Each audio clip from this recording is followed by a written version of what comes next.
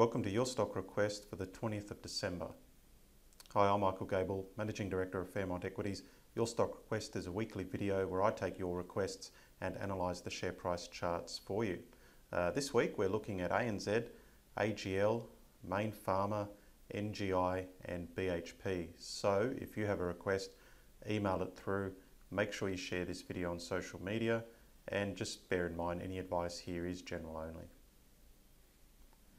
So this is a weekly chart of ANZ for the last few years. As we can see from that peak in 2017, it's been in a downtrend and it's still in a downtrend. So we're looking at lower lows, lower highs. If we have a look at the daily chart, we can see that it's trading at new lows for the year. But in terms of the daily RSI, we could see that it bottomed out in October and is at a higher level than what it was back then. So it's been trending up a little bit while the share price has trended down a little bit. So that divergence often leads to a bit of a bounce. But longer term, clearly we're still in that downtrend. We've made a new low, probably get a bounce, but at the moment there's no, I guess, indication that that when it bounces it's going to go through this previous high. So for the moment it just looks like it's just a short-term bounce, and we may well see ANZ come back towards $22 at this rate. AGL, so similar in that it's been in a downtrend since 2017. It's had a decent rally here in the last few weeks, but obviously there's going to be some resistance here at around that $20 mark. So just looking at sort of previous price action, you know, are we getting a double top within a downtrend? That can be quite negative, and that could see it go to a new low. So this is what it looks like on the daily chart. Yeah, clearly $20 is key. I think if it fails here and it's right there now, if we start to see some decent selling, I'd say it's going to head to a new low. Mayne Pharma, so this is the weekly chart. This is one that was a good trading stock for us earlier in the year. We had a bit of we saw some nice movements here. Nice rally high. We're looking at, in our last video, I think it was around resistance around $1.30, so that's when we got the clients out.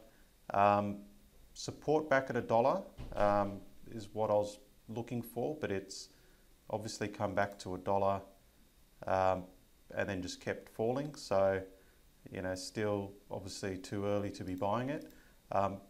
But there is also a lot of support at 80 cents. So that's the next key level. So just switching back to a weekly chart, you could see that around here was where there was previous resistance and it sort of broke through and had a run, and now it's come back to retest that. So I'm not buying it yet, but I think it's worth keeping an eye on. I think if it does establish some good support here, then it might be ready for another run. So one worth watching. NGI, so we could see in the middle on the weekly chart, in the middle of the year there was a lot of price rejection near $6. So we could see that over the course of 1, 2, 3, 4, you know, almost sort of 5 or 6 weeks, it tried to go through $6 and clearly it wasn't going to happen, and it started to fall away, which was obviously a negative sign. Price action still remains quite poor. Moving over to the daily chart, I mean obviously price action for a lot of stocks is looking poor in the last several weeks, but this one looks still looks quite negative just in terms of the big selling here on the weekly chart. So I'd say, you know, just looking at a previous support level here is close to 350. So I think this one will head to 350, and then from there you can assess whether it's going to head lower or not.